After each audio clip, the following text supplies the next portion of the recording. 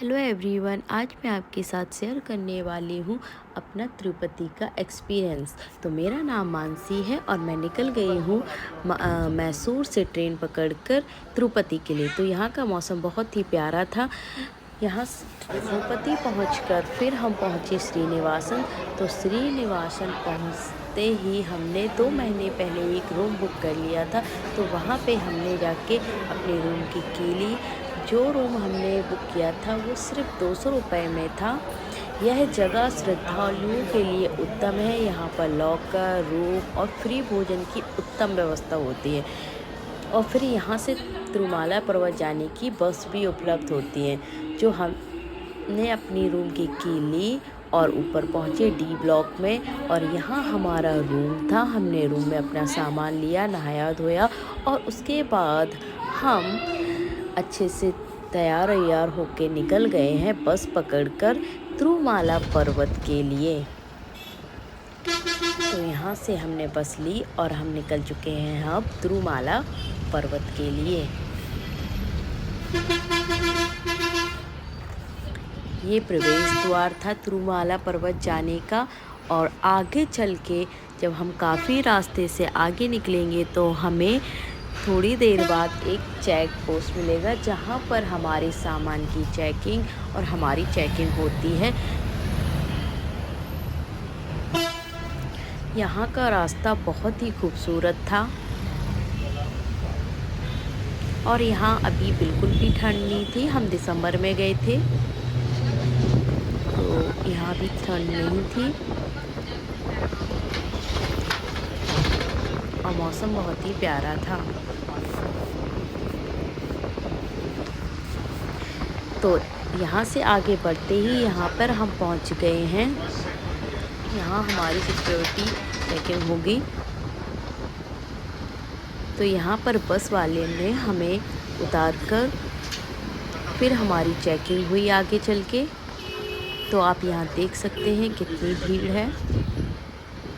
यहाँ सभी लोग अपनी चेकिंग कराने के लिए वेट कर रहे हैं। तो यहाँ चेकिंग हुई,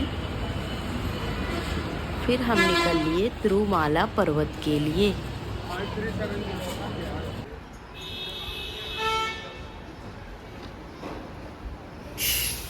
तो यहाँ से अब हमारा सफ़र शुरू होता है तिरुमाला पर्वत के लिए।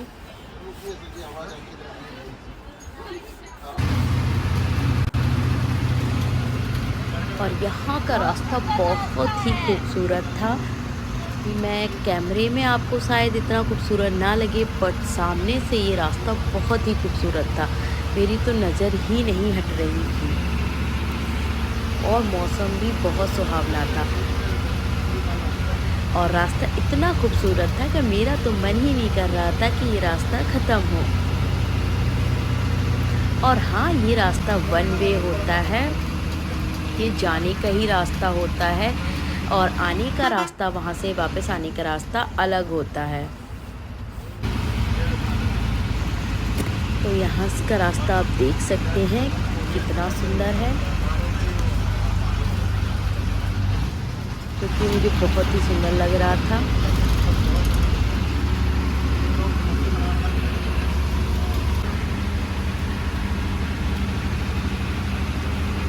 यहाँ पर रास्ते में काफ़ी मंकी भी मिल रहे थे हमें।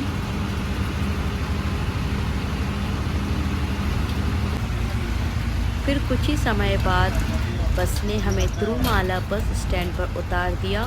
वहाँ से हम लोग पहुँचे तो कुछ ही दूरी पर ही थोड़ा चल के मंदिर था।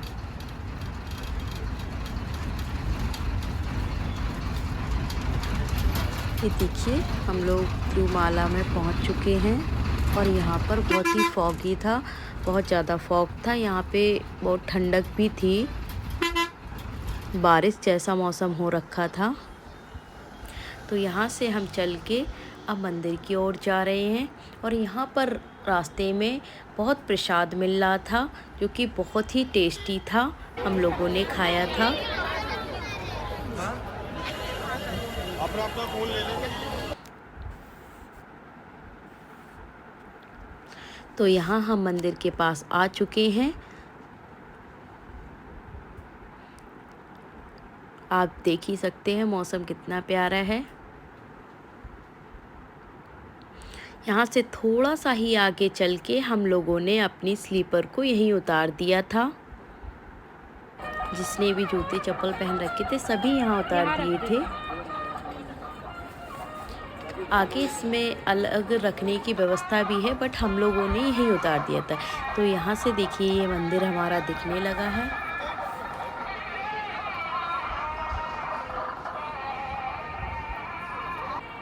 तो अब हम आगे बढ़ते हैं और सबसे पहले हम लोग वरा अवतार के दर्शन करेंगे। तो वरा अवतार मंदिर के दर्शन करेंगे सबसे पहले हम, फिर आगे चल के हम आगे का मंदिर का दर्शन करेंगे। तो इसकी ये मेरी क्यूट सी बेटी है, जिसके वजह से आज हम यहाँ आए हैं। तो यहाँ हम लाइन में लग चुके हैं। तो लाइन में लगकर काफ़ी भीड़ थी, तो धीरे धीरे लाइन में लग के हम लोगों ने फिर दर्शन कर लिए थे। मंदिर के अंदर तो वीडियो बनाना अलाउ नहीं था, इसलिए मैं मंदिर के बाहर ही ये वीडियो बना रही थी।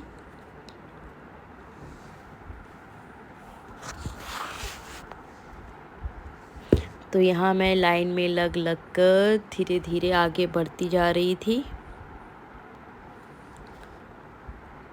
और यहाँ पे वरा स्वामी जी का मंदिर था, तो यहाँ हमने अंदर इनके दर्शन किए। फिर दर्शन करने के बाद यहाँ पर सेल फ़ोन ले जाना मना था, इसलिए मैंने फिर कैमरा को बंद कर दिया था अपने। और फिर हमारे दर्शन अच्छे हो गए थे। इसके बाद हम लोग निकले और ये कुंड था जो पानी भरा था वहाँ पे, उस कुंड की ओर बढ़े। यहाँ पर बहुत से लोग नहा भी रहे थे, बट हम लोग लेट हो चुके थे। मेरे भैया का स्लॉट था 4 बजे का, इसलिए हम लोग जल्दी जल्दी से हाथ पैर धुलकर मंदिर की ओर आगे बढ़ने लगे। यहाँ आप नहा भी सकते हैं आराम से, बहुत ही साफ़ पानी है और अच्छा पानी है। लेकिन हमारे पास ज़्यादा टाइम नहीं था, इसलिए सिर्फ हम लोगों ने यहाँ पे आके हाथ पैर धुले और फिर हम थोड़ी देर बाद यहाँ से मंदिर की ओर आगे बढ़ने लगी। तो ये आप देख सकते हैं कितना सुंदर पानी है यहाँ का, एकदम साफ़ है। और हाँ, यहाँ पर दर्शन करने के 3 तरीके होते हैं। या तो आप 7 किलोमीटर की पैदल यात्रा करके सर्व दर्शन की टिकट ले सकते हैं, या 2 महीने पहले ऑनलाइन स्लॉट बुक करके 300 रुपये में कर सकते हैं। या आपका बच्चा 1 साल से छोटा है तो आप पेरेंट्स और बच्चा शुभप्रथम द्वार से डायरेक्ट एंट्री करके दर्शन कर सकते हैं। तो यहाँ मेरा बेबी 1 साल से छोटी थी, तो इसलिए हम सुप्रथम द्वार से डायरेक्ट दर्शन करने के लिए आए थे। तो यहाँ पर हम लोग सबसे पहले अपने फ़ोन और स्मार्ट वॉच को लॉकर में जमा करेंगे। तो यहाँ जमा करना पड़ता है सभी को लाइन में लग के, फिर यहाँ से जो हम आगे बढ़ जाते हैं। तो इसके बाद दर्शन में लाइन में लगना पड़ता है। बहुत लंबी लाइन होती है, 2 से 3 घंटे के बीच आपके दर्शन हो जाते हैं। अगर आप बच्चे के साथ हैं तो जल्दी भी हो जाते हैं, लेकिन अगर आप वैसे जाते हैं ऑनलाइन स्लॉट बुक करके तो 4 से 5 घंटे तो लग ही जाते हैं। लेकिन मंदिर अंदर से बहुत सुंदर था और पूरा गोल्ड का था, और मौसम भी बहुत सुहावना था, फॉगी हो रखा था और बारिश की वजह से काफ़ी ठंडा भी था। और मंदिर के बाहर हाथी भी थे, ये देखिए आप, यहाँ मंदिर के बाहर हाथी भी थे।